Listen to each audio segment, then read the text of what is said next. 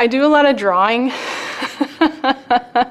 I'll oftentimes get out a sheet of paper and I'll draw my little fried egg version of a melanoma cell, and then draw the T cell and draw the receptors that we know are most important in terms of that tumor cancer and that T cell immune system engagement. And by drawing the receptors, I think they can understand how these drugs act as on-off switches for the immune system, and sort of tell them, this is something that your body sort of already knows how to do. Your body's immune system knows how to protect you. What happens is the cancer overwhelms that ability, and then that's what allows it to grow unchecked.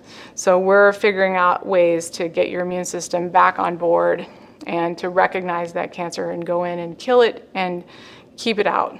And I said I always tell them that the whole concept of immune therapy is because we're using your immune system, once that cancer's gone, it tends to stay gone. So it's not like with chemo where we have to worry about it potentially coming back. And I think that drawing helps a lot, just because it sort of helps them understand what are the two key players that we're really trying to focus on and how these drugs are working. And I think it also helps them understand with targeted therapy too, which part of this puzzle are we actually focusing our efforts on? So maybe I'll cover the T cell and just show the cancer and say, this is where this targeted therapy can work. And look what happens when we put the two of them together, which is oftentimes a question that comes as a follow-up to my little diagram. And then using analogies.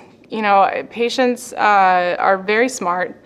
Their health literacy is generally much better than most of us expect, but it's still an overwhelming amount of information on the internet. So for me, using analogies that help them understand and make that teaching a bit easier can also help. So as an example, I'll say to them that, let's imagine that your T cell is a horse in a race, and this drug is the jockey that's going to whip it faster across the finish line.